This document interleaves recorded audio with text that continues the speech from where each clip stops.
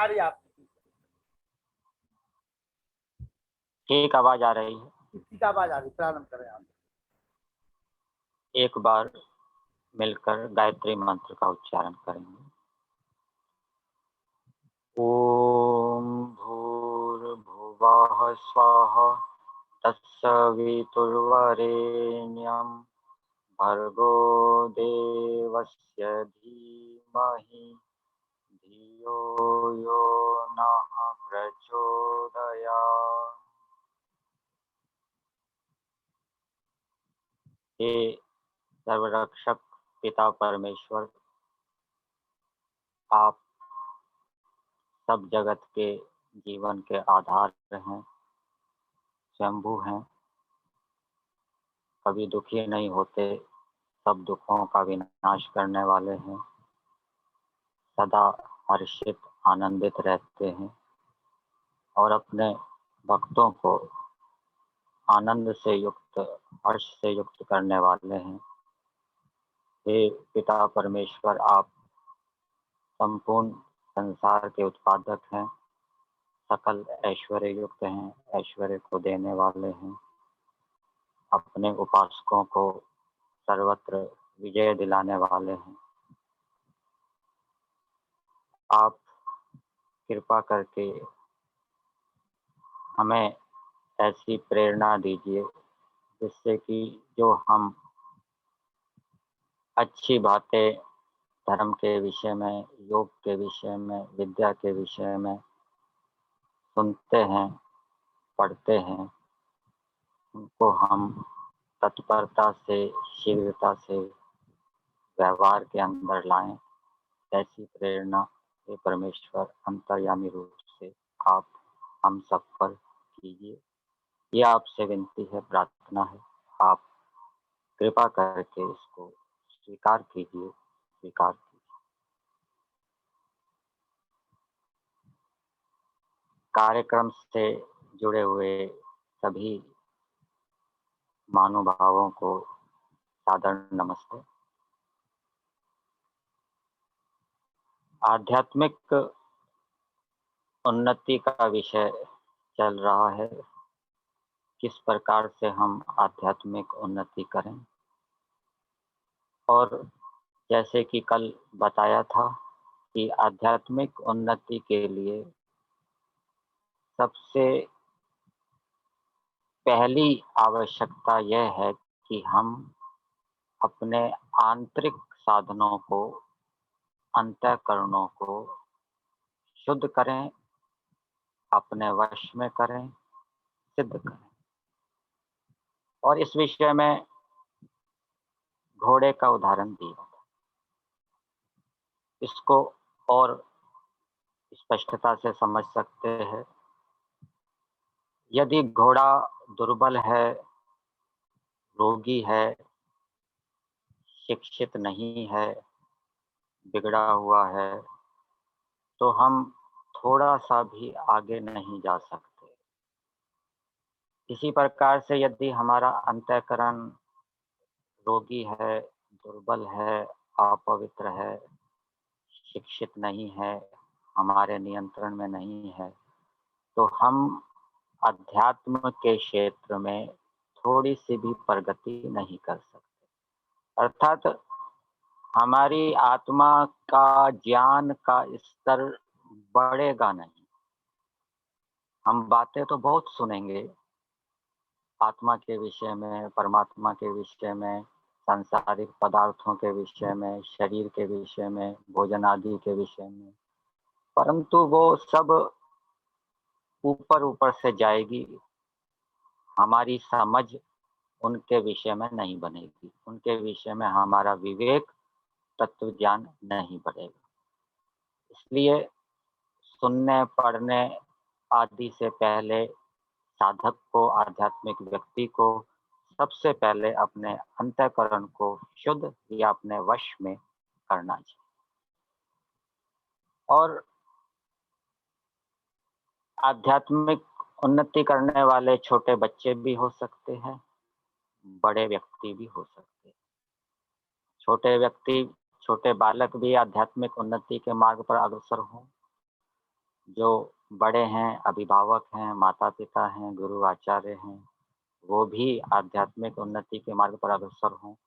इसके लिए जो अभिभावक हैं, गुरु आचार्य हैं, जो वो धर्म के विषय में, कर्तव्य के विषय में जो बातें सुनते हैं, जानते हैं, जितना उन्होंने जाना है, उसको व्यवहार में लाने के लिए पूरी मेहनत करें, पूरी शक्ति लगाएँ, पूरा जोर लगाएँ और उनका ये कर्तव्य भी बन जाता है कि अपने बालकों को, शिष्यों को उन बातों को व्यवहार में लाने के लिए प्रेरित करें, प्रेरणा दें और यदि वो नहीं लाते तो उनके ऊपर कुछ दंड आदि भी करें, ताड़ना भी दें, जिससे कि वो उन बातों को व्यवहार के अंदर ला सकें। तो कुछ बातें जो प्रारंभिक रूप में सब जानते हैं बड़े व्यक्ति, उनको छोटे बालकों को भी जनाना चाहिए।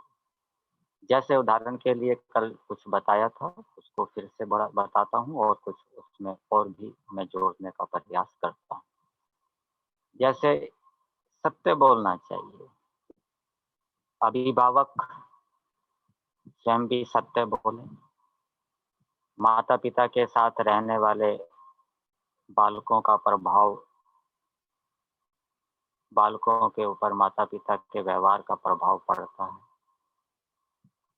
कोई अतिथि आया तो पिताजी ने अपने बालक को कहा कि जाओ अतिथि को कह दो कि घर के अंदर कोई नहीं है, पिताजी नहीं है। पिता खुद कह रहे हैं, अपने बालक को कह रहे हैं कि अतिथि को कह दो घर के अंदर पिताजी नहीं है। तो ये अपने बालकों को झूठ बोलना सिखाया जा रहा है। इस प्रकार का व्यवहार माता-पिता को अपने बालकों के साथ या गुरु आचार्यों को अपने शिष्यों के साथ नहीं करना चाहिए। इससे वो भी झूठ बोलने वाले बन जाएँगे। तो स्वयं भी सत्य बोलें और दूसरों को भी सत्य बोलने की प्रेरणा दें, उसकी हानियाँ बताएँ। अब छोटे बालक हैं, वो पैसे तो कमाते नहीं हैं, माता-पिता के अधीन रहते हैं, तो उनका ये कर्तव्य होता है कि वो माता-पिता की आज्ञा का पालन करें। शिष्य गुरु आचार्यों की आज्ञा का पालन करें, मा बालक माता-पिता की आज्ञा का पालन करें। जो-जो वो आज्ञा देते हैं, उनका श्रद्धापूर्वक, प्रेमपूर्वक पालन करें, जिससे कि माता-पिता, गुरु आचार्यों की आत्मा प्रसन्न होकर उनको प्रतिदिन आशीर्वाद देती रहे और आज्ञा पालन करने से उनका अंतःकरण पवित्र होगा, उनका अंतःकरण अपने वश में आएगा। प्रेम से रहें, ये बड़ों के ऊपर भी लागू होता है, छोटों के ऊपर भी लागू होता है। छोटे बालक जो ये नहीं जानते, उनको सिखाना चाहिए कि आपस में प्रेम से रहना चाहिए, लड़ाई-झगड़ा नहीं करना चाहिए और यदि छोटे बालक, विद्यार्थी लड़ाई-झगड़ा करते हैं, तो उनको दंड देना चाहिए, ताड़ना करनी चाहिए, धमकाना चाहिए। और यदि बड़े ऐसा करते हैं तो उनके ऊपर तो कोई दंड देने वाला है नहीं, तो स्वयं उनको विचार करके दंड प्रायश्चित कुछ ना कुछ लेना चाहिए, संकल्प करना चाहिए। तो ये मोटी-मोटी बातें हैं सामान्य, ये व्यवहार में लानी चाहिए। शरीर और वस्त्र शुद्ध रखने चाहिए। बड़ों के ऊपर भी ये लागू होता है, छोटे बालकों के ऊपर भी लागू होता है। छोटे बालक यदि मैले कपड़े पहनते हैं, शरीर मैला रखते हैं, तो उनको सिखाना चाहिए और स्वयं भी शरीर और वस्त्र शुद्ध रखना चाहिए। तो इसका प्रभाव हमारे अंतःकरण के ऊपर पड़ता है, इससे हमारा अंतःकरण शुद्ध होता है, हमारे वश में आता है, हमारे नियंत्रण में आता है। भोजन में संयम रखना चाहिए। ये छोटे बालकों के ऊपर भी लागू होता है, बड़ों के ऊपर भी लागू। यदि बड़े व्यक्ति भोजन में संयम नहीं रखेंगे और जो छोटे बालक हैं, विद्यार्थी हैं, उनके साथ रह रहे हैं, तो उनका कुप्रभाव उनके ऊपर पड़ेगा। तो धार्मिक माता-पिता होने चाहिए, गुरु आचार्य भी धार्मिक होना चाहिए, भोजन के ऊपर उनका अच्छा संयम होना चाहिए, जिससे कि उनको देखकर बालकों के ऊपर भी अच्छा प्रभाव पड़े और बालकों को भी ये शिक्षा देनी चाहिए कि बार-बार भोजन ना खाएँ, जित एक समय जब भूख हो उस समय भोजन खाएँ और अति भोजन ना करें, जितनी आवश्यकता हो उतना करें और यदि पता लग गया कि इस अमुक विद्यार्थी ने या बालक ने अधिक भोजन खा लिया, अधिक सो रहा है, तो उसको कुछ दंड देना चाहिए, उसको सुधारना चाहिए, उसको प्रेरणा देनी चाहिए। तो इस प्रकार करने से बालकों को भी लाभ होगा और जो माता-पिता हैं, अभिभावक हैं, गुरु आचार्य हैं, वो अपने कर्तव्य का पालन कर रहे हैं, तो इससे उनका भी अंतःकरण शुद्ध होगा। नमस्ते करनी चाहिए। नमस्ते का अर्थ होता है, मैं तुम्हारा मान्य करता हूँ। जो आध्यात्मिक उन्नति के इच्छुक हैं, उनको नमस्ते करने का स्वभाव बनाना चाहिए। बालकों को भी सिखाना चाहिए कि कोई बड़े आ जाएँ, तो पहले उनको नमस्ते करें और स्वयं भी हमें दूसरों को नमस्ते करना चाहिए। नमस्ते का अर्थ है कि हम तुम्हारा मान्य करते हैं, अर्थात सबका सम्मान करने की भावना, सबको हम सम्मान की दृष्टि से देखें। हमारे अंदर गुण ग्राहिता होनी चाहिए, गुणों को देखने की दृष्टि होनी चाहिए। ये बालकों को भी सिखाना चाहिए। बालकों के सामने, विद्यार्थियों के सामने किसी दूसरे व्यक्ति के दोषों की चर्चा नहीं करनी चाहिए। किसी दूसरे बालक के दोषों की चर्चा नहीं करनी चाहिए। उसके सामने गुणों की ही चर्चा करनी चाहिए। तो इसका प्रभाव बालकों के ऊपर भी पड़ेगा, विद्यार्थी के ऊपर भी पड़ेगा। यदि माता-पिता, गुरु, आचार्य बालकों के सामने, विद्यार्थियों के सामने दूसरों की दोषों की चर्चा करेंगे, तो इससे उनके ऊपर भी कुप्रभाव पड़ेगा। फिर वो भी दूसरों के दोषों को देखना, विचारना शुरू कर देंगे, उनकी दृष्टि बिगड़ जाएगी और दृष्टि के बिगड़ जाने से फिर गुणों को देखने की प्रवृत्ति नहीं रहेगी। गुणों को देखने की प्रवृत्ति ना रहने से सम्मान का भाव समाप्त हो जाएगा। फिर वो निंदाएँ करेंगे, चुगली करेंगे और ये सारे क्रियाकलाप अंतःकरण को मलिन करने वाले हैं, नियंत्रण से बाहर करने वाले। तो सबके प्रति सम्मान का भाव, सबका आदर करना, सबका सम्मान करना, तो इससे भी अंतःकरण हमारा पवित्र होता है, अंतःकरण हमारे वश में होता है और फिर ये हमारे लिए उन्नति के लक्ष्यों की प्राप्ति में सहायक होता है। मेहनती बनना चाहिए, ये सामान्य बातें हैं, सभी जानते हैं। छोटे बच्चों को भी मेहनती बनाना चाहिए, उनको कार्य में लगाए रखना चाहिए। वो समय खराब ना करें, ऐसे ही पड़े ना रहें, सोते ना रहें, बैठे ना रहें। तो ये माता-पिता, गुरु आचार्यों का कर्तव्य होता है कि वो विद्यार्थी को देखें कि वो खाली तो नहीं बैठा हुआ, समय तो खराब नहीं कर रहा, किसी काम में लगा हुआ है या नहीं लगा हुआ। यदि वो खाली बैठा है, तो उसको कोई काम बताना चाहिए, उसको काम में लगाना चाहिए, ये काम करो, खाली क्यों बैठे हो?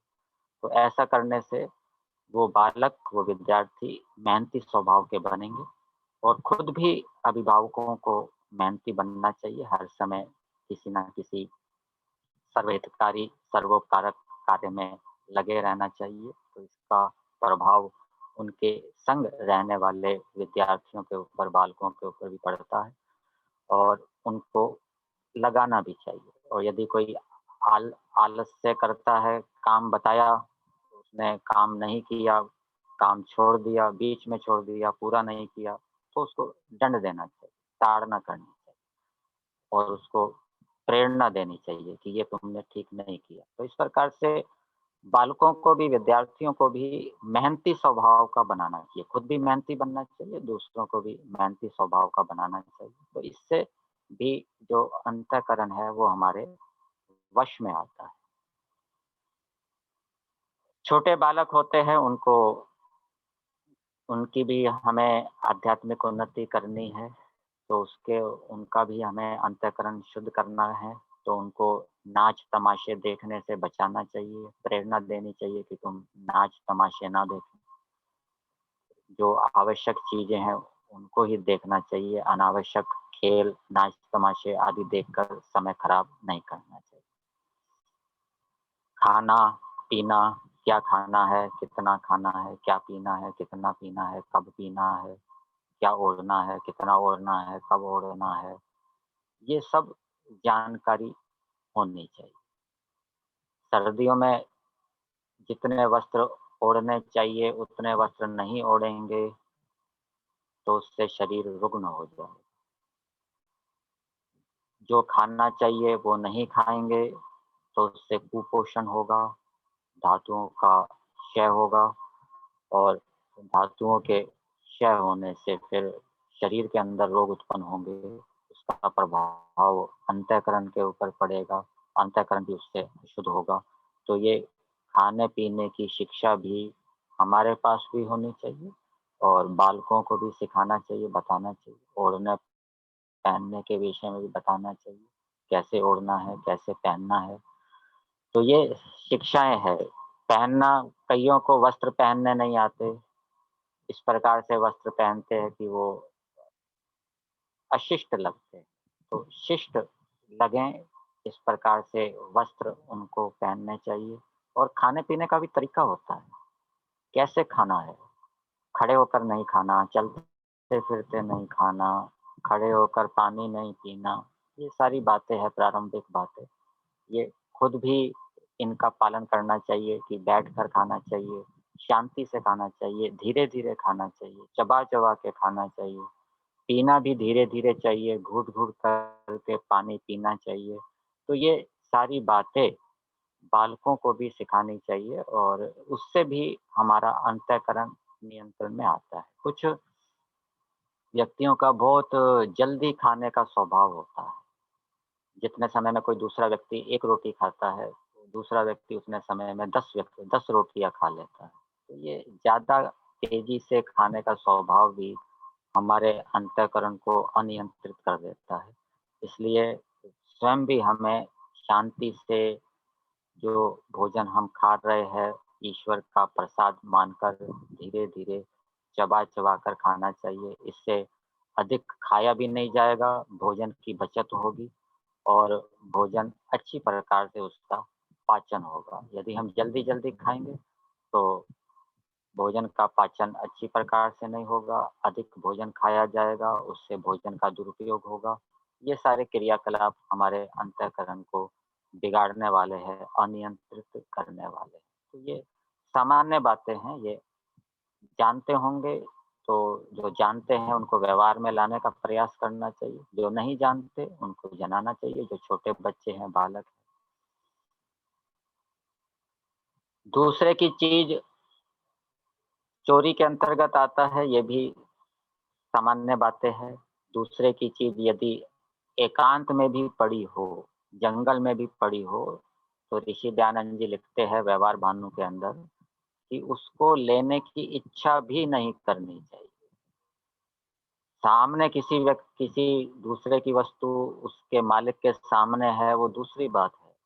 एकांत की बात चल रही है, जंगल में भी लेने की इच्छा नहीं करनी चाहिए और यदि किसी के साथ कोई महत्वपूर्ण वस्तु है, वहाँ तो क्या हो सकता है? वहाँ तो ऐसा विचार लाना ही नहीं चाहिए। तो ये दूसरे की वस्तु देखकर लेने की इच्छा भी नहीं करनी। ऐसा बालकों को सिखाना चाहिए कि दूसरे के धन को मिट्टी के ढेले के समान समझें, अपने धन को अपना समझें। ये शिक्षाएँ हैं, ये अंतःकरण को पवित्र करने वाली। सेवा की भावना, बहुत से बालक होते हैं, उनको कोई काम बताया जाता है, किसी रोगी व्यक्ति की सेवा के लिए कहा जाता है, भाई की सेवा के लिए कहा जाता है या बहन की सेवा के लिए कहा जाता है या दादाजी की सेवा के लिए कहा जाता है। तो कहते हैं कि हमें पढ़ना है, हमारा काम है, हमारे पास समय नहीं है। तो ये जो सेवा की भावना ना होना, ये भी अंतःकरण की शुद्धता में बाधक है। सेवा की भावना हमारे अंदर भी होनी चाहिए और बच्चों के अंदर भी सेवा की भावना को डालना चाहिए। कोई रुग्ण व्यक्ति हो जाता है, तो बच्चों को उनकी सेवा में लगाना चाहिए, जिससे कि उनके अंदर सेवा की भावना उत्पन्न हो और हम भी यदि दूसरे की सेवा करेंगे, तो हमारे इस व्यवहार का प्रभाव भी बालकों के ऊपर पड़ेगा और वो भी फिर सेवा भावी बनेंगे। तो सेवा का भाव ये भी अंतःकरण को शुद्ध करता है, हमारे नियंत्रण में करता है और ये उन्नति के मार्ग में फिर अंतःकरण सहायक हो जाता है। वाणी का दुरुपयोग, कोई बालक कईयों का गाली देने का स्वभाव होता है, दूसरे को गाली देते हैं, कोई एक गाली देता है तो बदले में 50 गालियाँ देते हैं। तो ये भी अंतःकरण को बिगाड़ने वाला है, अंतःकरण को अनियंत्रित करने वाला है। इसलिए वाणी का संयम होना चाहिए, शिष्ट भाषा का प्रयोग करना चाहिए, गालियाँ नहीं देनी चाहिए। कोई व्यक्ति दूसरा व्यक्ति गाली दे रहा है, अपशब्दों का प्रयोग कर रहा है, तो हमें खुद भी सहन करना चाहिए और जो विद्यार्थी हैं, बालक हैं, उनको भी सिखाना चाहिए कि कोई तुम्हें गाली दे, अपशब्द बोले, तो तुम बदले में अपशब्द ना बोलो, उसको सहन करो। तो ये सहन करने का जो स्वभाव है, ये भी अंतःकरण को शुद्ध करता है, हमारे नियंत्रण में करता है। नशीली चीज़ों का सेवन, ये भी बाधक है अंतःकरण को नियंत्रित करने में। नशीली चीज़ जैसे अफ़ीम है, गांजा है, चरस है, बताते हैं कि पंजाब की तरफ युवा लोग बहुत ही नशे की ओर बढ़ रहे हैं, नशीली चीज़ों का सेवन करते हैं। तो ये नशीली चीज़ों का सेवन आत्मा की उन्नति में बाधक है। स्वयं भी उसका सेवन नहीं करना चाहिए और बच्चों को भी उसके विषय में सिखाना चाहिए।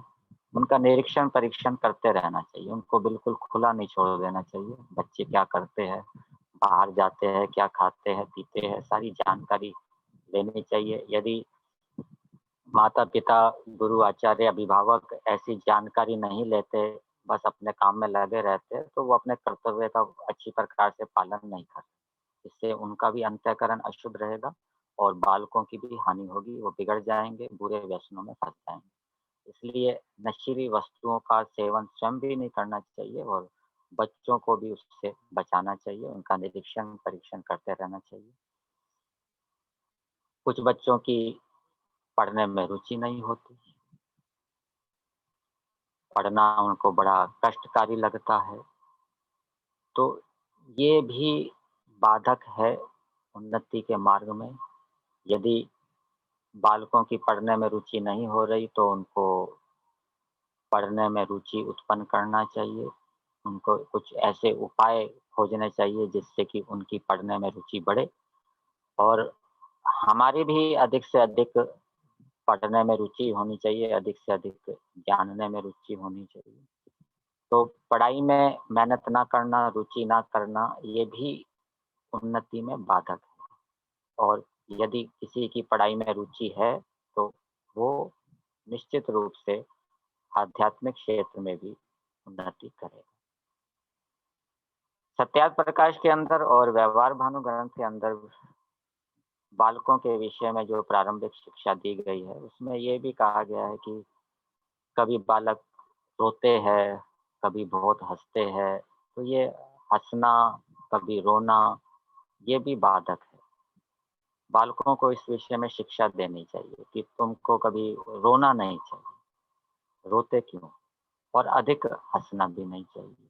गंभीर रहने का स्वभाव स्वयं भी बनाना चाहिए और बालकों को भी सिखाना चाहिए। तो ये आध्यात्मिक उन्नति का साधन है।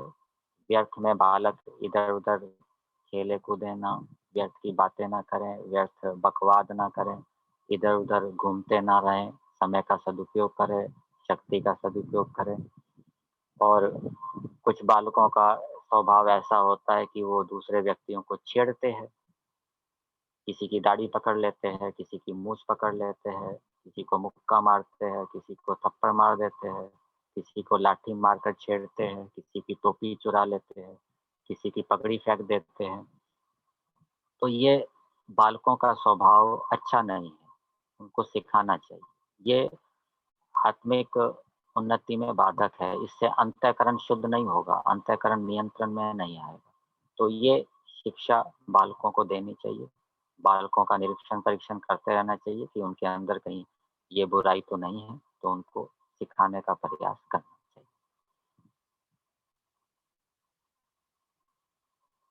कई बार हम बिना बुलाए कहीं चले जाते हैं, बालक भी ऐसे होते हैं, वो भी बिना बुलाए कहीं के कहीं, कभी किसी घर में चले जाते हैं, कभी किसी घर में चले जाते हैं। तो ये स्वभाव बालकों का नहीं होना चाहिए। उनको सिखाना चाहिए कि बिना बुलाए किसी के यहाँ ना जाएं, बुलाने पर ही जाएं और अपने काम में व्यस्त रहें, विद्या की उन्नति में लगे रहें। तो ये बिना बुलाए इधर-उधर जाना, इससे भी अप्रतिष्ठा होती है और हमारी भी हानि होती है। तो इस ऐसा स्वभाव यदि है, तो ऐसे स्वभाव से हमें बचना चाहिए। किसी की निंदा, चुगली से बचना चाहिए और परोपकारी स्वभाव बनाना चाहिए। बालकों के अंदर भी परोपकार का स्वभाव उत्पन्न हो, इसके लिए बालकों को परोपकार के कार्यों में लगाना चाहिए। एक कथा आती है, एक आचार्य के पास 3 शिष्य पढ़ते थे, उनकी पढ़ाई पूरी हुई, लेकिन इस बार आचार्य ने उनकी परीक्षा नहीं ली। उनको कहा कि अब आप जाओ, घर जा सकते हो। तो शिष्यों को बड़ा आश्चर्य हुआ कि हमारी परीक्षा क्यों नहीं ली। चलो फिर भी वो सामान बांध कर जाने लगे। तो जिस रास्ते से वो जा रहे थे, रास्ते में कांटे पड़े हुए। एक शिष्य उस रास्ते से गया पहले, उसने कांटे देखे, वो थोड़ा रास्ता बदल कर निकल गया।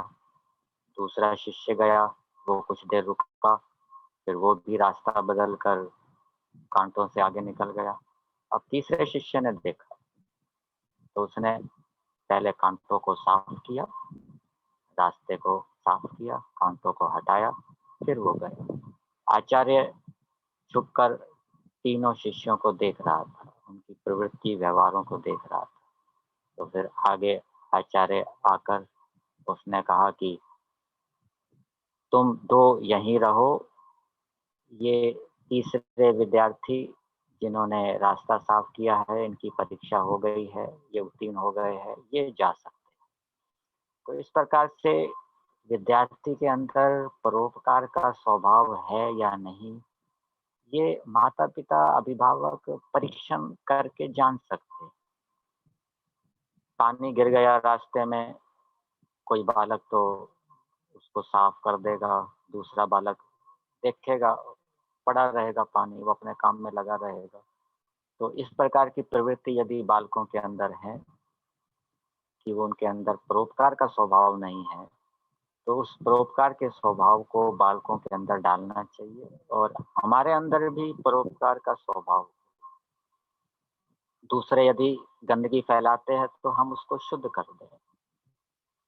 तो इससे दूसरों को भी प्रेरणा मिलती है, उनके अंदर भी ये परोपकार का स्वभाव आता है।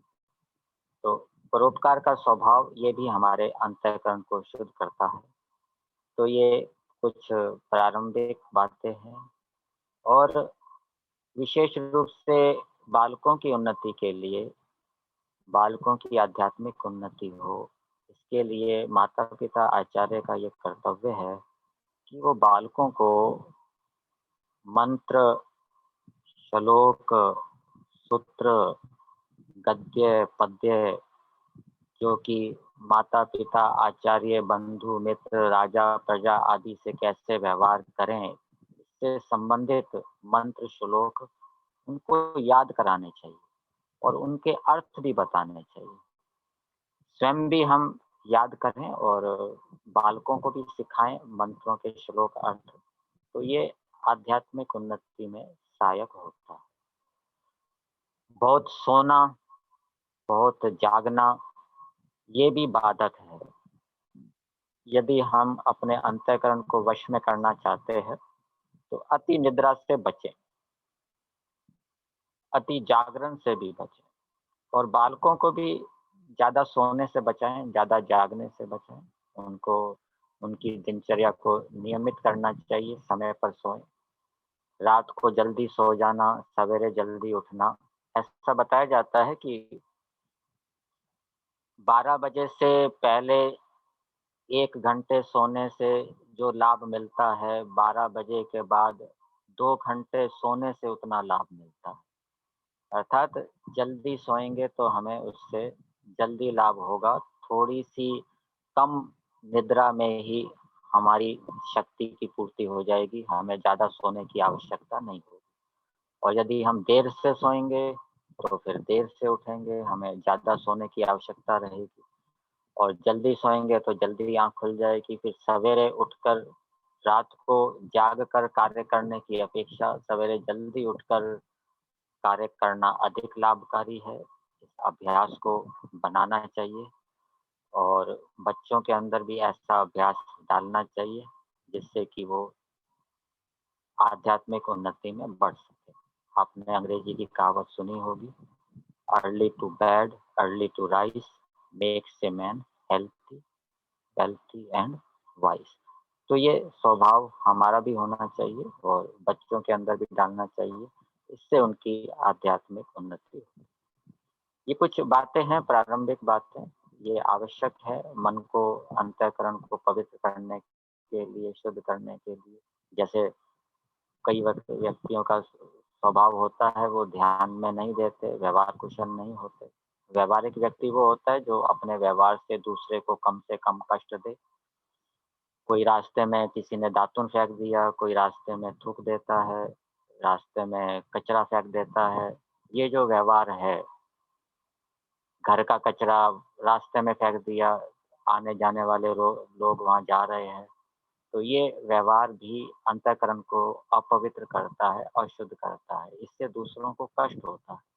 तो ऐसा व्यवहार जिससे कि दूसरों को कम से कम कष्ट हो, वो व्यवहार यदि हम करेंगे और बच्चों को भी सिखाएँगे, तो उससे हमारा जो अंतःकरण है, हमारे वश में आएगा, हमारा शुद्ध होगा। और विशेष रूप से बालकों के लिए उनको माता-पिता के साथ ऐसा व्यवहार करना चाहिए, जिससे कि माता-पिता को उनका व्यवहार बहुत अच्छा लगे। कोई अतिथि आ गया, अतिथियों के साथ ऐसा व्यवहार करना चाहिए कि अतिथि कहे कि भई ये बालक तो बहुत अच्छा व्यवहार करता है।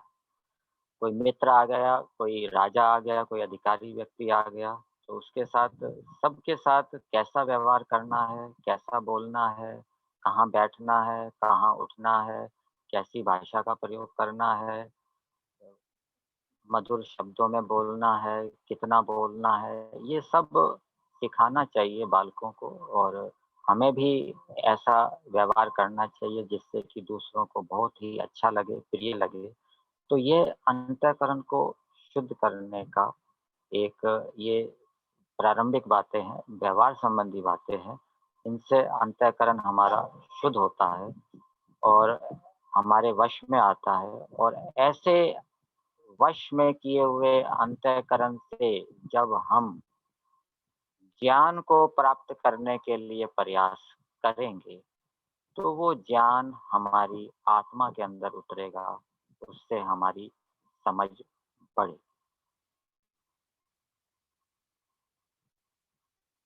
जो अभिभावक हैं, बड़े हैं, उनके लिए अंतःकरण की शुद्धि का एक महत्वपूर्ण साधन, जो कि धन कमाते हैं, धन कमाकर परिवार चलाते हैं, बच्चों का पालन-पोषण करते हैं। तो उसके विषय में एक महत्वपूर्ण साधन बताया गया है मनुस्मृति के अंदर। सर्वेषामेव शौचानाम अर्थ शौचम परम स्मृतम्। सबसे सब पवित्रताओं में सबसे बड़ी पवित्रता धन की पवित्रता है। ये बड़ों के ऊपर लागू होगा जो मेहनत व्यापार करते हैं या नौकरी करते हैं, धन कमाते हैं। बालकों के ऊपर तो यही लागू होगा कि वो माता-पिता की आज्ञा का अच्छी प्रकार से पालन करें, उनका प्रिय आचरण करें, इससे उनका अंतःकरण शुद्ध होगा। लेकिन जो धन कमाने वाले हैं, पैसे कमाने वाले हैं, उनको अपने अंतःकरण शुद्ध करने के लिए इस बात पर ध्यान देना चाहिए कि सबसे बड़ी पवित्रता धन की। आपने चाणक्य का नाम सुना होगा, उनका नाम विष्णुगुप्त भी बताया जाता है, कौटिल्य भी उनका नाम बताया जाता है, कौटिल्य का अर्थशास्त्र उन्होंने लिखा।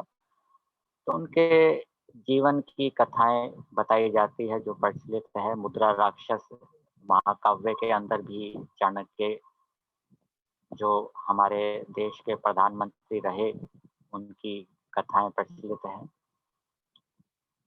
तो एक बार बताते हैं कि चाणक्य अपनी कुटिया में वो एक कुटिया के अंदर रहते थे।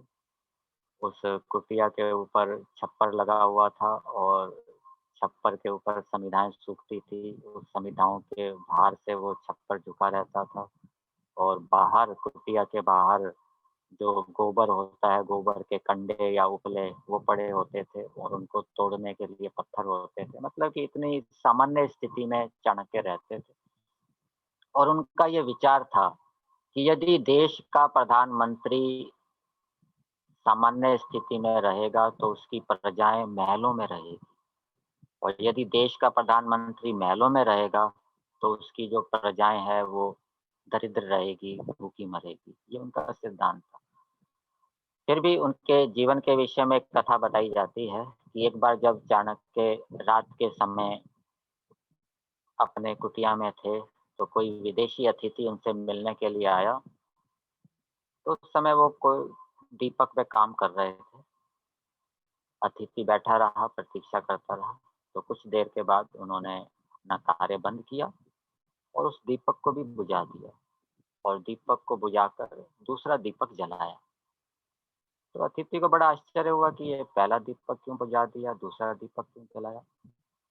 तो पूछने पर पता लगा कि ये जो मैं पहले काम कर रहा था, ये राजकार्य था।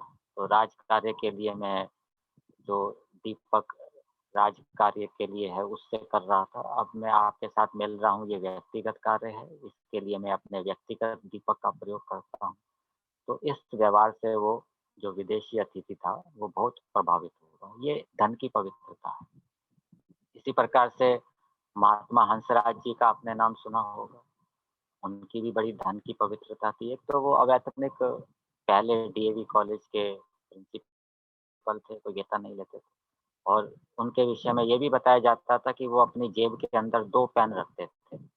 जब कोई अपना कार्य लिखना करना होता था तो अपने पेन से करते थे और कॉलेज का कोई काम करना होता था तो वो कॉलेज के पेन से करते। ऐसी पवित्रता, ये धन की पवित्रता। नहीं तो आजकल देखेंगे कि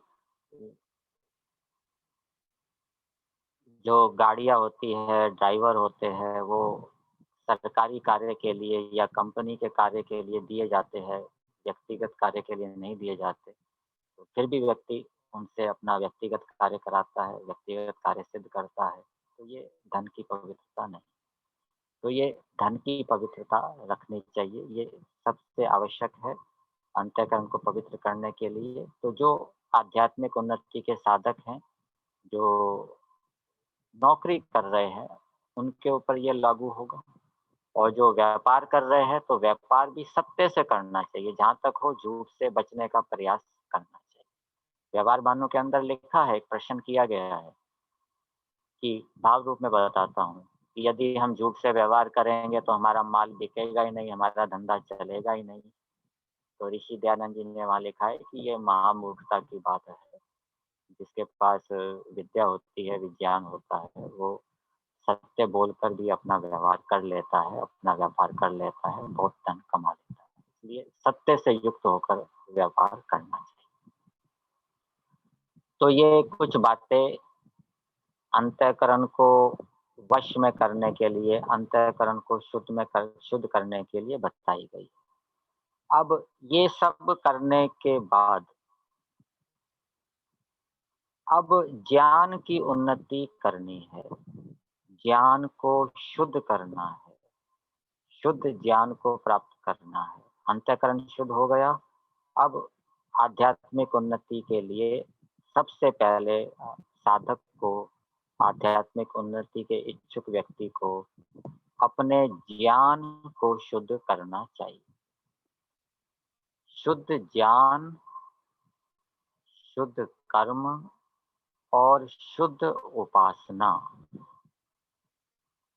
इससे आध्यात्मिक व्यक्ति सांसारिक सुखों को भी प्राप्त करता है और सांसारिक सुखों को प्राप्त करते करते मोक्ष को प्राप्त करता है। सत्यात प्रकाश के 9वें समोल्लास के प्रारंभ में यजुर्वेद के 40वें अध्याय का मंत्र दिया है। विद्यां च यस्तद वेदो भयं सह अविद्यया मृत्युम तीर्त्वा विद्ययामृतमश्नुते।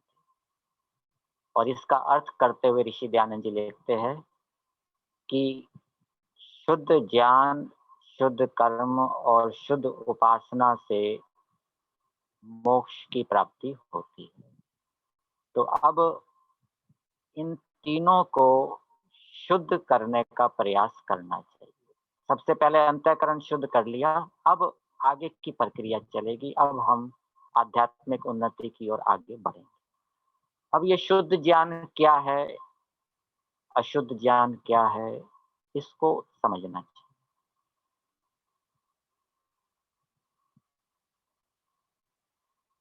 आग में हाथ डालने से हाथ हमारा जल गया,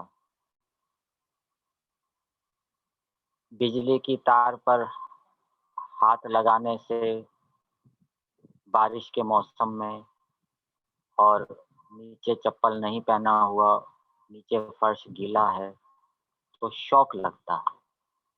तो ये समझ में आ गया कि नंगे पैर नंगे तारों को नहीं छूना चाहिए, उससे करंट लगता है। गीले हाथों से, गीली चप्पलों से नंगे तार को नहीं छूना चाहिए, उससे करंट लगता है। ये बात समझ में हमें आ गई। अग्नि में हाथ डालने से हाथ जल जाता है, ये बात हमें समझ में आ गई। गरम गरम दूध या गरम गरम चाय पीने से मुंह जल जाता है, ये बात हमें समझ में आ गई। अब हम दोबारा नंगे तार पे हाथ नहीं लगाएंगे, अग्नि के अंदर हाथ नहीं डालेंगे। परंतु व्यक्ति लोभ करता है, क्रोध करता है, लेकिन क्रोध करने के बाद भी उसको ये समझ में नहीं आता कि क्रोध करने से मेरी हानि हुई। अग्नि के अंदर हाथ डालने पर तो समझ में आ गया कि अग्नि हानि करती है। नंगे तार पर हाथ रखने से समझ में आ गया कि नंगा बिजली का तार हानि कर सकता है। लेकिन क्रोध करने के बाद भी व्यक्ति को ये समझ में नहीं आता कि ये क्रोध मेरी हानि करता है। तो ये क्रोध के विषय में जो ज्ञान है ये अशुद्ध है, अग्नि के विषय में जो ज्ञान है वो शुद्ध। इसी प्रकार से सत्य के विषय में सुनते हैं, पढ़ते हैं, सत्य बोलना चाहिए, झूठ नहीं बोलना चाहिए, लेकिन फिर भी व्यक्ति झूठ ही बोलता है। उसको ये समझ में नहीं आता कि झूठ बोलने से मेरी हानि हो रही है। तो ये सत्य बोलना लाभदायक है, ये ज्ञान अभी उसको समझ में नहीं आया। सत्य के विषय में उसका ज्ञान अशुद्ध। ये धर्म के विषय में, कर्तव्य के विषय में अशुद्ध ज्ञान होता है। इसी प्रकार से जो हम भोजन खाते हैं, भोजन के विषय में भी हमारी भ्रांतियां होती है। कोई ये समझता है कि चावल मेरे लिए लाभदायक है, रोटी मेरे अनुकूल नहीं है, जबकि वास्तव में होता क्या है, वो रोटी उसके अनुकूल होती है, चावल उसके अनुकूल नहीं होता। ये उल्टा ज्ञान होता है। कोई ये समझता है कि दूध मेरे लिए लाभदायक नहीं है, दूध मेरी हानि करता है, घी खाऊंगा, जबकि ज्ञान उसका उल्टा होता है। घी उसके लिए हानिकारक होता है, दूध लाभदायक होता है। ये अनेकों के विषय में ये भोजन से संबंधी भ्रांतियां होती। क्या खाना चाहिए, कितना खाना चाहिए, ये पता नहीं होता। अपनी भूख का नहीं पता होता, मेरी भूख कितनी है, भूख से ज़्यादा खा जाता। भूख का कितना परिणाम है ये पता नहीं होता। ये भूख के विषय में, भोजन के विषय में अशुद्ध ज्ञान होता है। और भी अनेक विषयों में अशुद्ध ज्ञान होता है, तो उसकी चर्चा आगे करेंगे। आगे इस विषय को लेंगे, शुद्ध ज्ञान, शुद्ध कर्म और शुद्ध उपासना को। आज कुछ विषय लिया है, यहाँ तक किसी को कुछ शंका पूछनी हो तो वो पूछ सकते। चलिए, जो बात हमारे उपाचार्य रुद्रदेव जी परिवार द्वारा रखी गई है, आध्यात्मिक उन्नति के सूत्र, जो भी प्रश्न हमारे आपके हों, उन प्रश्नों को लेकर के आप आइए ताकि उन पर चर्चा की जा सके। रेज द हैंड का बटन दबा दीजिए ताकि हम समझ जाए कि क्या किसका क्या प्रश्न। आ जाइए सभी लोग।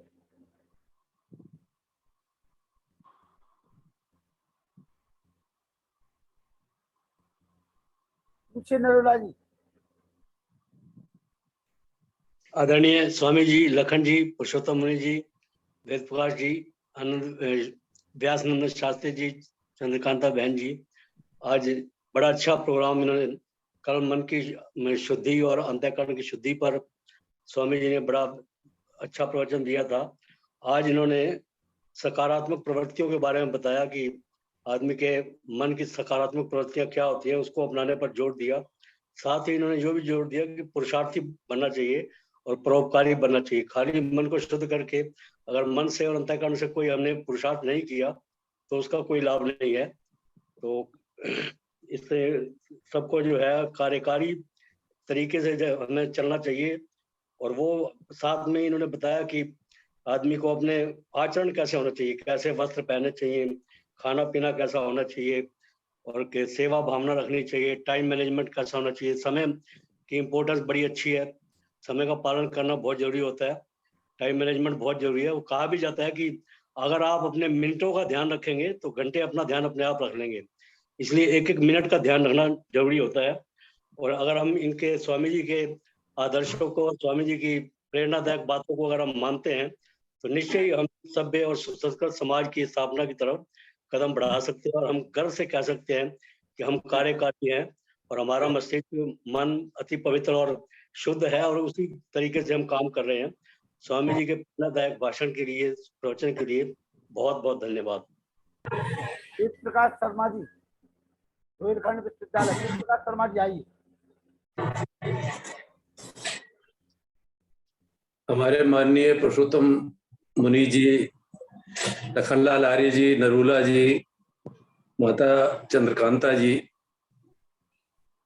बड़ा हर्ष का विषय है कि स्वामी जी ने बहुत ही छोटी छोटी बातें और स्पेशली बच्चों के लिए कैसे हम अच्छा बनाएं, उनकी उन्नति के लिए क्या साधन हो सकते हैं, उनको क्या क्या शिक्षाएं दें। और स्पेशली हर बच्चे को व्यवहार भानु तो जरूर ही पढ़ाना चाहिए, हर के घर में व्यवहार भानु होनी चाहिए और पढ़ाना चाहिए। बच्चों को पुरुषार्थी बनाना चाहिए और बच्चों के लिए ये सिखाना चाहिए कि अगर हमने मेहनत की और टाइम का मैनेजमेंट कर लिया तो हम कुछ भी अचीव कर सकते हैं। और उसके लिए 3 बातें जो कि हमने कई बार पढ़ी हुई हैं, उनका ध्यान रखना चाहिए। हेल्थ का निर्माण, अपनी हेल्थ अच्छी होना चाहिए। शरीर माध्यम न करो धर्म साधनम, तो हमारा खुद का और बच्चों का भी हेल्थ बहुत अच्छी होनी चाहिए। और दूसरा, चरित्र निर्माण बहुत जरूरी है। और तीसरा, अगर आपने सामाजिक चीजें हैं उनका सही से पालन नहीं किया है, उनके नियमों का पालन नहीं किया है, तो हमारा निर्माण नहीं हो सकता। तो नटसर में यही है कि अच्छी शिक्षाएं, परोपकार की स्वभाव बच्चों के अंदर डालना और शुद्ध ज्ञान, शुद्ध कर्म और शुद्ध उपासना करना, इससे हमारा अंतःकरण शुद्ध हो जाता है, मन बुद्धि के अहंकार शुद्ध हो जाएंगे। और जब ये चीज शुद्ध हो जाएंगे तो हम मोक्ष मार्ग की ओर अग्रसर हो जाएंगे, जो कि हमारा मुख्य प्रयोजन है कि मोक्ष को प्राप्त करना। एम हो सकता है कि हम अच्छे डॉक्टर बन जाए, इंजीनियर बन जाए, लेकिन अल्टीमेटली हमारा जो प्रयोजन है, जिसलिए हमने जन्म लिया है, 4 पुरुषार्थ करके मोक्ष की ओर अग्रसर हों। बस इतना ही कहना है। बहुत बहुत धन्यवाद समय देने के अर्जुन लिए। काला जयपुर। दादा अर्जुन काला जी जयपुर।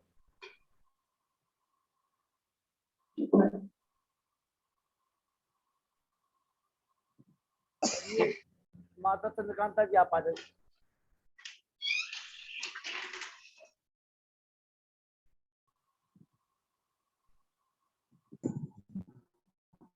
आचार्य जी, वीर लखनलाल जी, भाई अनिल जी, श्रद्धेय मुनि जी और मेरे प्यारे वीर वेद प्रकाश जी। आज तो क्रियात्मक ज्ञान रोज ही होता है। वैसे तो जब से स्वामी जी ने बड़े सरल और सुबोध ज्ञान पूर्वक बातों से बताकर हमें क्रियात्मक ज्ञान देने का प्रयास किया है, सब जानते हुए भी हम लोग अनभिज्ञ हो जाते हैं क्योंकि हम इस ओर ध्यान नहीं देते। और हमारा ये परम कर्तव्य है कि पहले हम आप अपने आप को संवारें, फिर अनुकरण करें और फिर बच्चों को सिखाएं। बड़ा उत्तम ढंग से बताया कि अध्यात्म पथ की उन्नति के लिए बड़े गुण अनिवार्य हैं। वो प्राथमिक शिक्षा बताई है हमें, और इस प्राथमिक शिक्षा के लिए भी हमें बड़ा प्रयास करना पड़ेगा, तब हम पूर्ण रूप से इस शिक्षा को पालन कर पाएंगे। हमारे भारतीय इतिहास में अनेकों ऐसे उदाहरण हैं जो एक एक गुण को प्राप्त करके ही वो ऊंचे स्तर पर पहुंचते हैं। इन्होंने स्वामी जी ने परोपकार में जीवन की ओर भी काफी जोर दिया है, और उसी के विषय में अपने इतिहास का उदाहरण मैं आपके समक्ष पेश करना चाहती हूँ। प्रिय वीर लखनलाल जी, मैं थोड़ा समय लूंगी, 2-4 मिनट। आज श्री भामा शाह का जन्म 28 जून 1547 को हुआ था, जिनकी जिंदगी का मंत्री परोपकार था। आज के समय में दानवीर शिरोमणि भामा शाह दानदाताओं में सबसे बड़े प्रतीक बनकर हमारे सामने आए हैं और वो बन चुके हैं। भामा शाह महाराणा प्रताप के करीबी मित्र थे। जिस समय महाराणा प्रताप अकबर के हाथों अपना सर्वस्व लुटाकर जंगलों में भटक रहे थे, तब भामा शाह ने उनसे मिले और उनको सहयोग के लिए अपनी सर्वस्व राशि भेंट कर दी, और महाराणा प्रताप ने उस राशि से, उस खजाने से दोबारा सेना खड़ी कर दी। तो भामा शाह जब सहयोग दे रहे थे तो महाराणा प्रताप उनको कहते हैं, यही बात ध्यान देने लायक है जिसलिए मैं ज्यादा बताना चाह रही थी, कि महाराणा प्रताप उनको कहते हैं कि भामा शाह, जिंदगी बहुत बड़ी है, कुछ तो धन अपने पास रख लो ताकि आपकी जिंदगी अच्छी तरह से चले। तो जो भामा शाह ने उत्तर दिया बड़ा अनुकरणीय है हम सब के लिए। तो वो कहते हैं कि महाराणा, ठीक है, तुमने सत्य कहा कि जिंदगी बहुत बड़ी है, परंतु मैं तो ये कहता हूँ कि अगर इस जीवन के चलते मैं जिंदा भी रह जाऊं और मेरी मातृभूमि दूसरे हाथ में चली जाए, मातृभूमि ही ना रहे, तो मैं इस धन का क्या करूंगा। मैं चाहता हूँ कि मेरी मातृभूमि सुरक्षित रहे, और वो आपके हाथों ही सुरक्षित रह सकती है। आप सुरक्षित करें तो जब मातृभूमि सुरक्षित होगी तो धन भी अर्जित हो जाएगा। दोबारा धन अर्जित करने में क्या आवश्यकता पड़ती है, धन तो अर्जित करने में परिश्रम की आवश्यकता है। तो ये अंतःकरण की पवित्रता जो है वो उनको इस ओर ले आई, और ये अंतःकरण की पवित्रता की प्रेरणा किसने दी भामा शाह को? राष्ट्र प्रेम ने।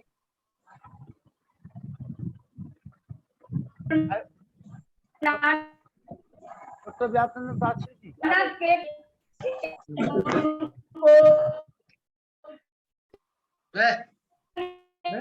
अपने जो थे वो भी महाराणा के पिता की सरकार के अंदर। ये धन्यवाद जी, अत्यधिक धन्यवाद।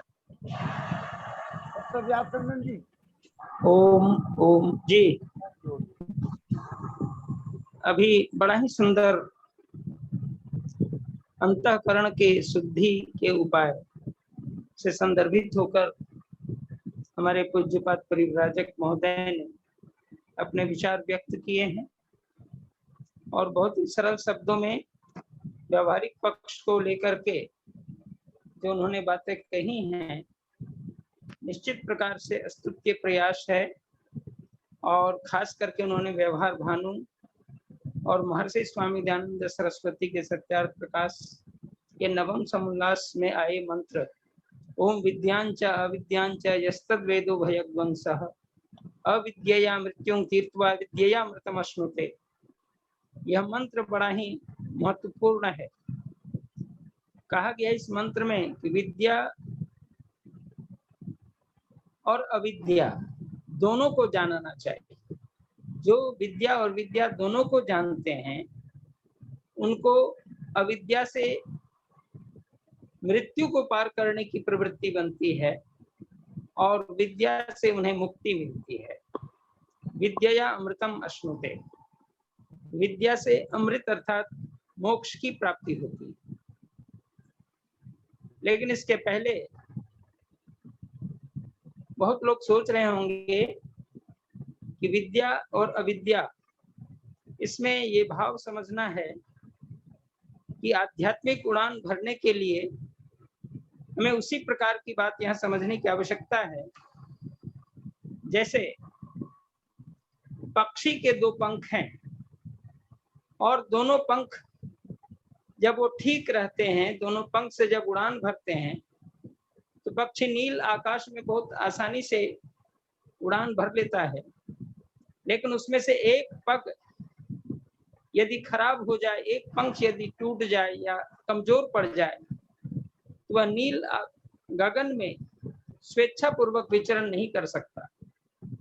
ठीक उसी प्रकार यदि हम आध्यात्मिक उड़ान भरना चाहते हैं और भौतिक उन्नति भी साथ साथ हमारी हो, हम भौतिक उन्नति से भी संपन्न हो और आध्यात्मिक उन्नति भी हमारी ठीक हो, तो दोनों को मजबूत करने की आवश्यकता है।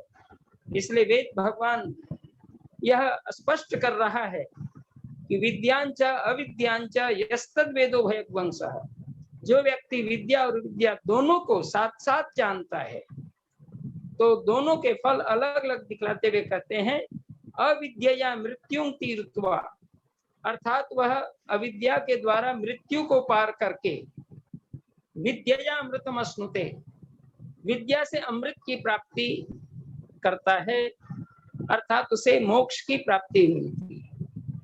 निस्संदेह आध्यात्मिक सुख का चरम लक्ष्य मोक्ष ही है और जीवन का भी चरम लक्ष्य मोक्ष ही है, क्योंकि चार पुरुषार्थ के अंतर्गत जो पुरुषार्थ चतुष्टय हमारी संस्कृति का मुख्य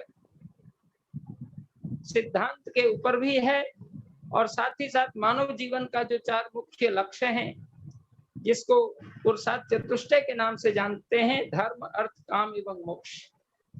धर्म अर्थात सद्गुणों को धारण करना ही धर्म है, दुर्गुणों का त्याग करना ही अधर्म है। अर्थात दुर्गुणों का त्याग करने वाला व्यक्ति ही धर्म का भागी बनता है और सद्गुणों को ही यदि वह त्याग कर दे तो वह अधर्म का भागी बन जाएगा। इसलिए सदा दुर्गुणों का त्याग, और दुर्गुण के त्याग के लिए महर्षि मनु ने स्पष्ट कहा है धृति क्षमा दमोस्तेम शौचमिंद्रिय निग्रह धीर विद्या सत्यम क्रोध दशकम धर्म लक्षणम। कहा कि सद्गुणों के धारण करने को ही यदि हम धर्म कहते हैं तो कहा धृति ही, धैर्य धारण करो। दुख में व्यक्ति धैर्य धारण करना सीखे, क्षमाशील बने, दम अर्थात भीतर की बुराइयों को रोके। प्राणायाम विद्या के द्वारा, योग विद्या के द्वारा, योगाभ्यास के द्वारा व्यक्ति अंतःकरण की शुद्धि कर सकता है, क्योंकि अंतःकरण के अंदर जो पशुता हमारे अंदर समाहित है, मन के अंदर अंतःकरण में जो मन है वह अनेक प्रकार के दोषों से आवृत हो जाता है और जिसके द्वारा आत्मा को वह मलिन करने की प्रवृत्ति में लाता है। इसलिए आवश्यकता है कि हम अपने मन को शुद्ध करें और मन शुद्ध होता है सत्य से। मनः सत्येन शुद्ध्यति, विद्या तपोभ्याम भूतात्मा, विद्या और तप से प्राणियों की आत्मा शुद्ध होती है और बुद्धिर ज्ञानेन शुद्ध्यति, बुद्धि की शुद्धि तो ज्ञान से होगी। इसलिए वेद ज्ञान से लेकर के महात्माओं के प्रवचन उपदेश जो भी अभी माता चंद्रकांता जी का चल रहा था, इतना सुंदर भाव। ये जो ज्ञान के उपदेश हैं ये भी हमारी बुद्धि की शुद्धि करने वाले हैं।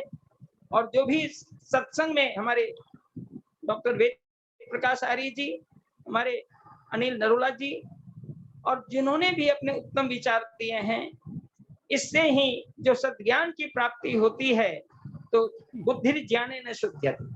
इसलिए आवश्यकता है कि हम अपने अंतःकरण की शुद्धि के अंतर्गत जो हमारे दम भीतर की बुराई है उसको शुद्ध करें। और भीतर की बुराई शुद्ध करने का सापेक्ष यही है कि जो हमारे अंदर 5 पशुता की निशानी है, जिसमें काम, क्रोध, लोभ, मोह, मद और मत्सर, इन विकारों को नष्ट करने की आवश्यकता है। और इसके लिए समय तो कम है, एक बड़ा सुंदर मंत्र है इसके अंतर्गत, जिसमें कहा गया है, वेद माता कहती है, उलूकयातुम शुश्लूकयातुम जहि स्वयातु मुतको कयातुम सुपर्णयातु मुतगृध्रयातुम दृशदेव प्रमृण रक्ष इंद्र। इसमें एक भक्त उस प्रभु से प्रार्थना कर रहा है कि हे प्रभु, मेरे अंतःकरण को शुद्ध करो, क्योंकि हमारे अंदर जो 5 पशुता के शत्रु हैं, ये हमें अच्छे काम करने नहीं देते, मन को मलिन कर देता है, बुद्धि को सत प्रवृत्ति की ओर जाने नहीं देता है, अच्छा विचार उत्पन्न करने नहीं देता है, न अच्छा समझने की शक्ति प्रदान करता है। तो वे कौन कौन हैं? कहा उलूकयातुम। वेद भगवान कहते हैं कि हे भक्तों, यदि तुम इन पशुता से अलग हटना चाहते हो तो उलूकयातुम, अर्थात तुम उल्लू के स्वभाव से अलग रहा। उल्लू जो है वो मोह का प्रतीक है, उसको अंधेरा पसंद है, प्रकाश पसंद नहीं है। अर्थात जिसे अज्ञानता पसंद है, ज्ञान पसंद नहीं है, वह व्यक्ति अंधकार में ही जाएगा। इसलिए वेद भगवान उस भक्त को समझाते हैं कि उल्लू के या तुम, अर्थात तुम उल्लू के व्यवहार से अलग हो जा। शुश्लूक या तुम, शुश्लूक कहते हैं भेड़िया को, जो क्रोध का प्रतीक है, हमारे अंदर वह भेड़िया उत्पन्न हो जाता है, जिसके कारण कि हम अनायास किसी पर क्रोध कर देते हैं और इतना क्रोध कर देते हैं कि हम अपने आप को ही खो देते हैं। ऐसे लोगों के लिए गीता स्पष्ट कहती है, क्रोधात् भवति सम्मोहः, सम्मोहात् स्मृति विभ्रमः, स्मृति भ्रंशात् बुद्धिनाशो, बुद्धिनाशात् प्रणिष्यति। वह व्यक्ति अंत में अपने आप को ही खो डालता है। इसलिए आवश्यकता है कि हम सुश्लूक या तुम, वेद भगवान कहते हैं, ऐ मेरे भक्तों, तुम सुश्लूक से अलग हो जा, अर्थात तेरे अंदर जो भेड़िया रूप रौद्र उत्पन्न करने वाली शक्ति जो मन के अंदर समाहित अंतःकरण में बैठा हुआ है, उसको अपने नित्य योग अभ्यास के द्वारा उस क्रोध को समाप्त करो। वेद भगवान कहता है ना, मन्यु रसी मन्यु मही देहि, अर्थात तुम मन्यु को प्राप्त कर, क्रोध को प्राप्त मत कर। अर्थात वक्त पर किसी बच्चे को डांटना हो तो मन्यु करो, क्रोध न करो।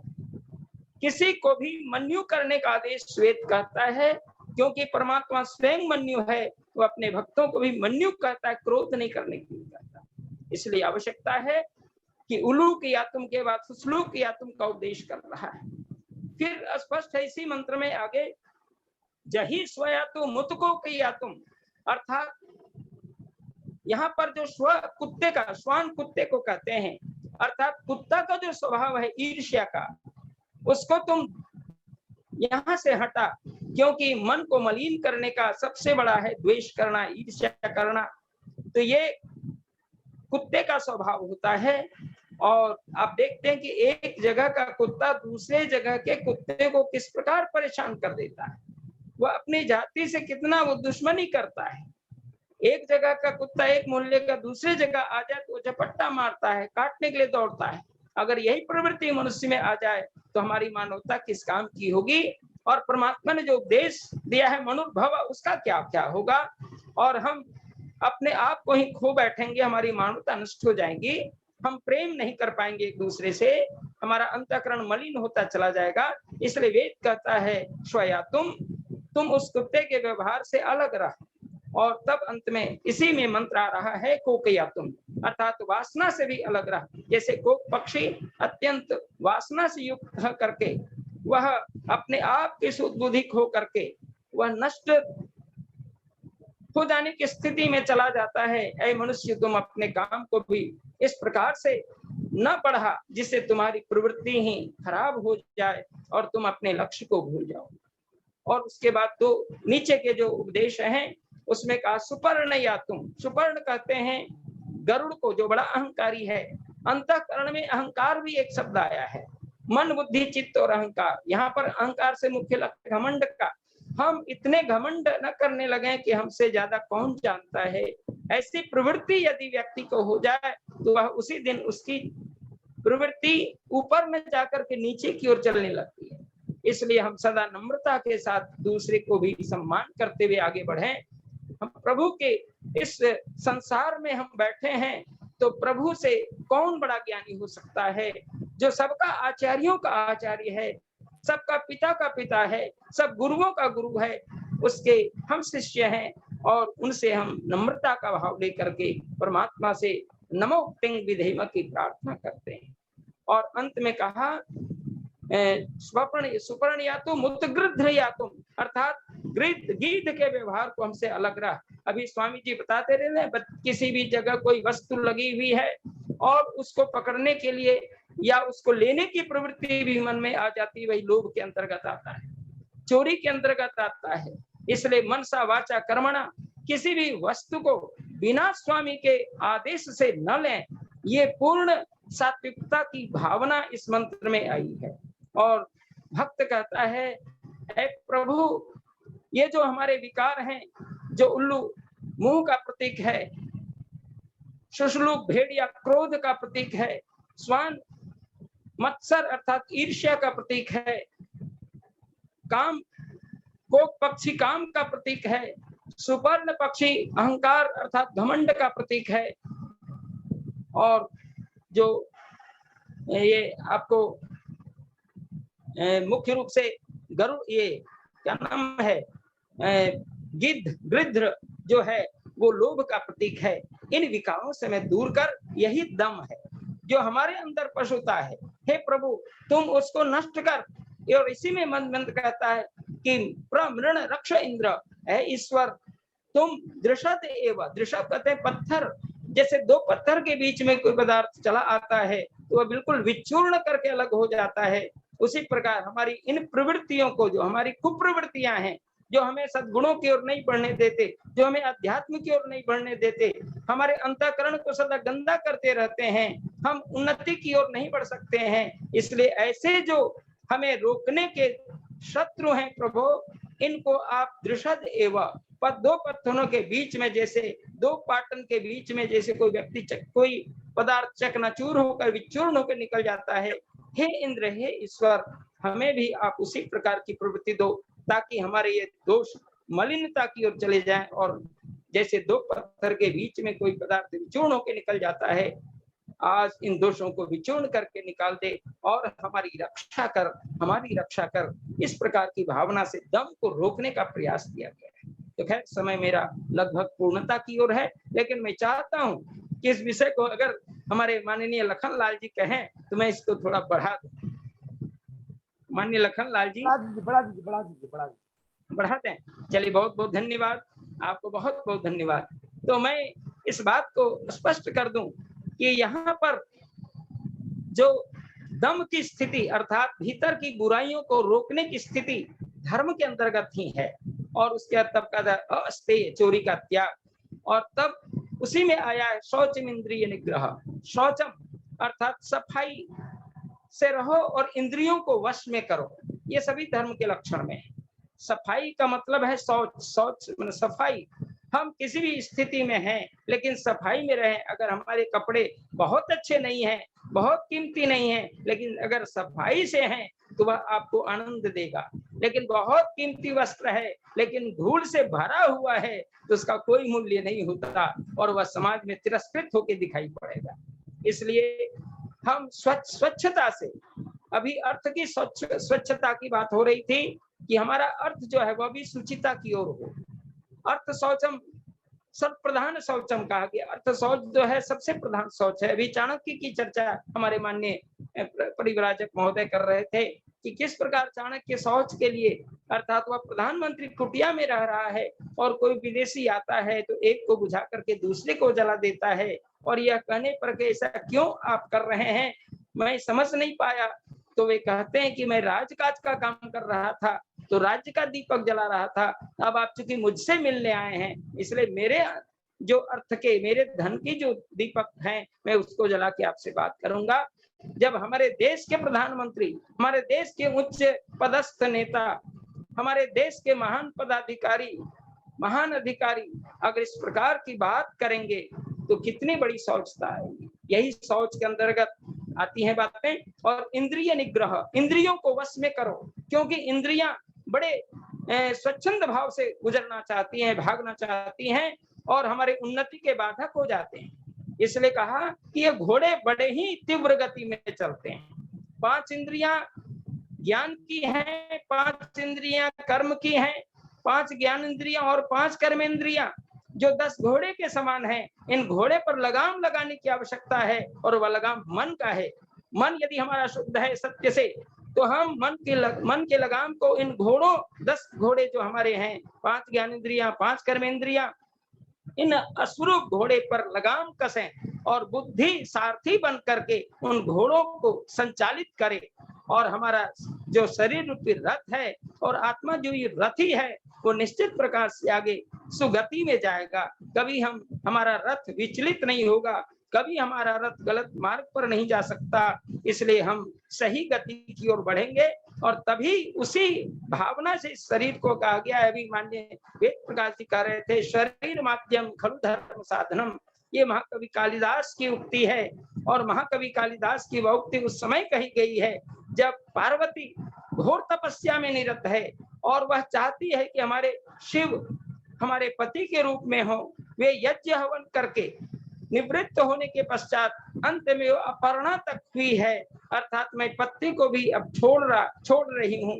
और इस प्रकार से वो पत्नी को भी खाना जिस दिन छोड़ दी है, उस दिन उस पार्वती का नाम अपर्णा है। शिव जी ब्रह्मचारी वेश में आते हैं और पूछते हैं कि क्या तुमने यज्ञ हवन कर लिया, क्या तुम्हारी सामग्री की कमी हो गई, क्या तुम्हारे अंगन्यास के लिए जल नहीं है, क्या तुम किसकी खोज कर रहे हो, तुम तो स्वयं रत्न हो देवी, इसलिए तुम तो रत्न हो करके किसकी खोज कर रहे हो। उस समय पार्वती कहती है कि मैं उस महान तपस्वी साधक दिव्य आत्मा शिव को प्राप्त करना चाहती हूँ, वो मेरे पति बने। कहा कि बस जब ऐसी तुम्हारी भावना है तो तुम इतना प्रयास क्यों करती हो, तुम जाओ अपने घर को जाओ और तुम रत्न हो, तुम राजकुमारी हो, तुम अपने राजा के यहाँ जाओ। इसमें क्यों तुम इतना कष्ट भोग रही हो, क्योंकि उसको तुम वर्ण करना चाहती हो जिसका कोई कुल खानदान वंश का पता नहीं चलता। अपने को बहुत छोटा दिखाने की प्रवृत्ति करना चाहते हैं पार्वती के समक्ष। लेकिन पार्वती पूर्ण रूप से यह तय कर चुकी है कि वरुण संबुद्ध कुमारी, इस प्रकार की वह पूर्ण संकल्प के साथ हमारी आर्य देवी, आर्य वीरांगना और आर्य सरस्वती पार्वती इतनी घोर तपस्या में निरत है। और उस तपस्या का वर्णन यदि करना शुरू करें तो महाकवि कालिदास की पंक्ति तो बिल्कुल लिखने में अक्षम सी नहीं, बिल्कुल लिख ही देते हैं और कहते हैं, महारहशय्या परिवर्तन च्युतैः स्वकेश पुष्पैरपि आस्मदूयते असेत सा बाहुलतोपधायिनी निषेधुषे अस्थंडिल एव केवलम। वह पार्वती जो एक राजकुमारी है और जब वह घर छोड़ करके हिमालय की ओर आ रही थी तपस्या करने के लिए, माता मेना कहती है कि बेटी तुम वन की ओर मत जा, तुम्हारा शरीर जो है शीरीष के फूल के समान कोमल है और तुम पक्षी रूपी पैर को यदि तुम वर्ण करना चाहती हो तो पक्षी रूपी पैर तुम्हें उसी प्रकार असहनीय हो जाएंगे जैसे शीरीष के फूल में यदि पक्षी बैठ जाए तो कोमल फूल वहीं पर झड़ जाता है, गिर जाता है। वो तो केवल भौरे के पदचाप को सह सकता है। इसलिए देवी तुम घर में ही तपस्या करो, घर में ही यज्ञ करो। लेकिन उन्होंने स्पष्ट कहा अपनी मां मेना से कि मैं तो वन में जाकर ही तपस्या करूंगी। ये हमारी आदर्श आर्य नारियों का इतिहास मिलता है। और तब वो वहां जाती है, तपस्या कर रही है और कहते हैं, महारहशय्या परिवर्तन च्युतैः। जो पार्वती बहुमूल्य सैया पर सवन करती थी, आज वो बिस्तरहीन शिलाखंड पर लेटी पड़ी है और भुजंग अर्थात तकिया में वो बाहुओं की लताओं को, अपने बाहुरूप लताओं को तकिया बना के लेटी पड़ी है, और साथ ही साथ स्थंडिल एवं केवलम बिस्तरहीन शिलाखंड पर लेटी है। निश्चित ही पार्वती कितना घोर तपस्या में निरत है, उसे कोई बहुमूल्य सैया की आवश्यकता नहीं है। और जो पार्वती अपने केसों में फूलों को गूंथ करके करवट बदलने के क्रम में बहुमूल्य सैया पर सोने के कारण छूट गिर जाते थे, उन फूलों से जो पार्वती कष्ट पाती थी, आज पार्वती बहुमूल्य सैया पर लेट करके उसी में आनंदित हो रही है। ये जो आदर्श आर्य नारी का इतिहास महाकवि कालिदास के महाकाव्य कुमार संभवों में प्राप्त होता है, वो नित्य हवन करने वाली, नित्य यज्ञ करने वाली, आत्मनादि संध्योपासना करने वाली आदर्श नारी अपने योग्य पति को वह प्राप्त करना चाहती है। और वेद कहता है ब्रह्मचर्य न कन्या युवानम विंदते पतिम, वो ब्रह्मचर्य धारण करके योग्य पति को प्राप्त करने के लिए वह बिल्कुल उत्कंठित है। और अंत में शिव जी को कहना पड़ा कि मैं देवी तुम्हारा आज खरीदा हुआ दास बन रहा हूं, तुम यज्ञ वेदी रचा। और यज्ञ वेदी रचाती है पार्वती, उसके पश्चात सप्तपदी का विधान होता है, और 7 पग चलते ही वह स्पष्ट कहते अहम कृतोस्मि दासः, अर्थात मैं खरीदा हुआ दास बन गया देवी। और इस प्रकार से पार्वती और शंभु अर्थात शंकर का इस प्रकार से परिणय हो जाता है, विवाह हो जाता है। ये हमारी स्थिति मैं इसलिए कह देना चाहता हूं कि हमारी जो प्रवृत्ति है वो किस प्रकार से यदि हमारे वश में हो तो निश्चित प्रकार से हम अपने लक्ष्य की प्राप्ति कर सकते हैं। लेकिन हमारा मन यदि विचलित है, हमारा मन यदि सत्य धर्म पर अडिग नहीं है, हमारा मन यदि एक लक्ष्य की ओर प्रवृत्त नहीं है, हम बहुलक्ष्य यामागामी हो जाते हैं या अपने मन को हमेशा विकृत वासनाओं से गलत करते रहते हैं, तो हमारी आध्यात्मिक क्षति होती है। इसलिए इस वेद मंत्र के अंतर्गत परमात्मा उपदेश करते हैं, उलूक या तुम शुश्लूक या तुम जही स्वया तो मुतको या तुम सुपर्ण या तो मुतगृध्र या तुम दृशदेव ब्राह्मण रक्ष इंद्र। इस अथर्ववेद के मंत्र के आधार पर हमें शुद्ध सात्विक प्रवृत्ति की ओर आना चाहिए। और मनु कहते हैं धीर विद्या सत्यम क्रोधा, ऐसे मनुष्य तुम विद्या को पढ़े, तुम्हारी बुद्धि बिल्कुल सात्विक बने, और विद्या अर्थात वेद विद्या का जो अध्यात्म विद्या के भी जानने वाले बनो, सत्यम सत्य का पालन करो। और अंत में कहते हैं अक्रोध अर्थात क्रोध मत करो। ये धर्म 10 धर्म के लक्षण हैं। इन लक्षणों को व्यक्ति यदि धारण कर लेता है, उनकी सांगोपांग उन्नति प्रारंभ हो जाती है। इन्हीं शब्दों के साथ मैं अपनी वाणी को विराम देता हूं और परमात्मा से प्रार्थना करता हूं कि हम आप इन्हीं वैदिक भावनाओं को, जो हमारे वैदिक धर्म के सचमुच मर्म हैं, इन मर्मों को युवा पीढ़ी तक पहुंचाएं, ताकि हम सत्य सनातन वैदिक धर्म के सिद्धांतों का प्रचार कर पाएं। और हमारी जो आज युवा पीढ़ी अपने आदर्श को भूल रही है, अपने विचारों को वेद से अलग करके भौतिकता, केवल भौतिकता में निमग्न होती जा रही है, उस पीढ़ी को पुनः लौटाने की आवश्यकता है। और यह जो कार्यक्रम हम लोग का चल रहा है, जिसके माध्यम से हमारी युवा पीढ़ी वैदिक सत्य सनातन धर्म के और प्रवृत्त हो रहे हैं, और खास करके उनके अंदर वैदिक मान्यताओं के विचार उनके पास आ रहे हैं घर बैठे, और उनको वेदों से रूबरू कराया जा रहा है, वैदिक भावनाओं से रूबरू कराया जा रहा है, हमारे ऋषि मुनियों के विचारों से उन्हें उत्प्रोत किया जा रहा है।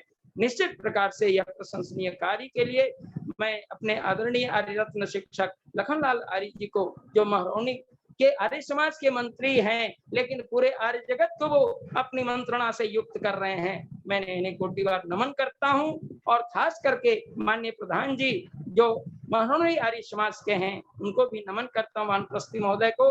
और जहां माता चंद्रकांता जी आर्या, और खास करके ईश्वर देवी जी या उषा सूद जी या अन्य जो मातृशक्तियां नित्य भजन गा रही हैं, छोटी बिटिया वेदांती आर्या इतनी सुंदर भजन का आरंभ करती है, नित्य दिन एक न एक सुंदर भजन सुना रही है। और जितने भी लोग आर्य जगत के लोग आज जुड़ रहे हैं और जुड़े हैं, सभी धन्यवाद के पात्र हैं। विशेष रूप से हमारी यश देवी हैं और अन्य जो भी माताएं बहनें हैं, सबको बहुत बहुत साधुवाद है, बहुत बहुत धन्यवाद है।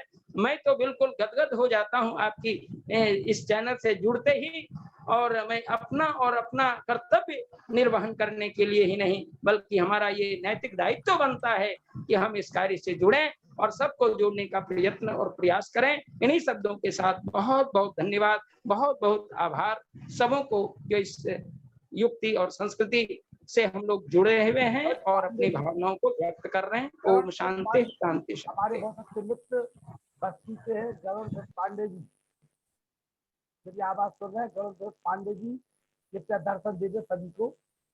गरुड़ पांडे जी बस्ती, चलिए मुनि जी आइए जी आवाज जी बहुत बहुत धन्यवाद भ्राता जी। और आइए, ये शब्द तो कह दीजिए। काफी दिनों के बाद जुड़ने का अवसर मिल पाया है, जी। तो आप लोगों को मैं रोज आपका देखता हूं, लेकिन अब व्यस्तता की वजह से रात में 10 बजे 10:30 बजे जब घर आता हूं तब तक आपका कार्यक्रम समाप्त हो चुका है। आज समय से आ गया तो थोड़ा सा मैंने सोचा इसका लाभ लूं। आदरणीय व्यासनंदन शास्त्री जी जो बोल रहे थे, बहुत ही काफी दिनों के बाद मैंने इनकी भाषा और वाणी सुनी, बहुत आनंद आ गया। और आपको तो जितना धन्यवाद दिया जाए लखन जी उतना कम है, क्योंकि आपने पूरे विश्व को एक सूत्र में जोड़ने का जो प्रयत्न किया है, विद्वानों की वाणी के द्वारा जो लोगों को आप इतना उत्तम ज्ञान प्रदान कर रहे हैं, भटके हुए लोगों को आपने नए रास्ते पर लाया है, इसके लिए तो कोटिशा धन्यवाद है और इससे आगे मैं कुछ कह ही नहीं सकता। चलिए इसी प्रकार से अपना इसमें प्रेम बनाए रखें। गरुड़ पांडे बस्ती बहुत अच्छा कार्य आप करते हैं जी और सार जगत की आप दृष्टि से रखी हैं, हमें गर्व है आपके ऊपर। मैं निवेदन करूँगा मुनि पर बाल से सभी का आगे करते हुए शांति पाठ कर ओम कर दे भी। कल आपका भजन सुनेंगे, समय से ज्यादा ना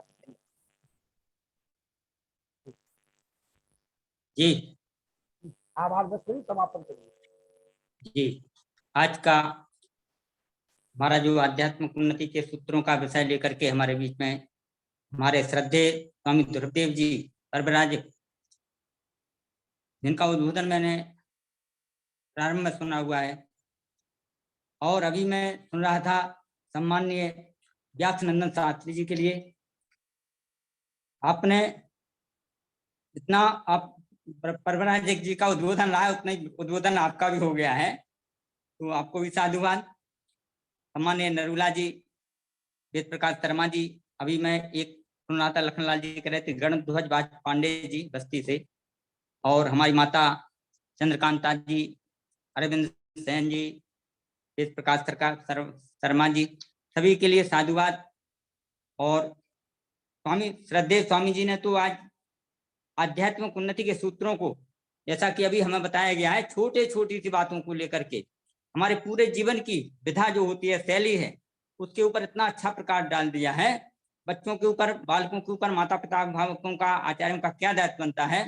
महर्षि दयानंद जी ने सत्यार्थ प्रकाश में एक श्लोक दिया है, तृतीय समोल्लास में, माता शत्रु पिता बैरी एन बालो न पाटता। बच्चों का दोष नहीं होता है, उन्होंने कहा है कि माता पिता का दायित्व बनता है। जे माता शत्रु होती है उसकी, बच्चे की, पिता बैरी होता है जो अपने बच्चों को सुशिक्षा से नवाजता नहीं, सुशिक्षित नहीं बना पाता है, शिक्षा से नहीं सुशिक्षा से। और क्योंकि उसको कहा गया जब वो विद्याहीन होता है तो वो सभा के मध्य में, जैसे कौवा होता है ना, बगला होता है गरुड़ के बीच में, ऐसे उन्होंने उपमा दी हुई है। तो हमारा दायित्व बनता है हम इन सूत्रों को लेकर के जो स्वामी जी हमारे बीच में रखे गए हैं, और सम्मानीय हमारे व्यासनंदन शास्त्री जी ने अभी बहुत विस्तार से हमारे सामने उसी के ऊपर प्रकाश डाला है, उसी को आगे बढ़ाया है। सभी को सादर नमस्ते करते हुए साधुवाद, और समापन करना, शांति पाठ होना है। चलिए शांति पाठ करेंगे।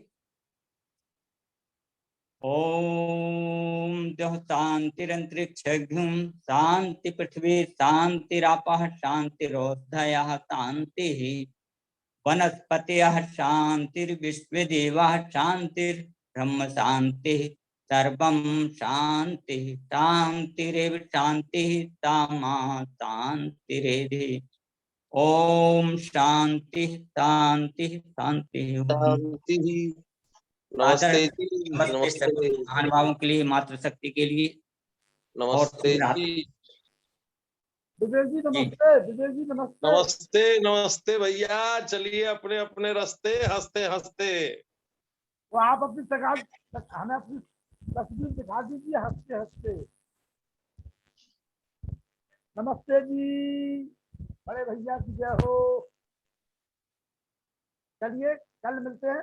कल मोक्ष आदि का कार्यक्रम है, जो भारत के प्रथम सांस्कृतिक राजनायक रहे अमेरिका के अंदर। कल वो आ रहे हैं, बहुत अच्छा विषय लेकर के। मोक्ष आदि को सुनिए और ज्यादा से ज्यादा लोगों को लेकर के आइए। ठीक। नमस्ते जी।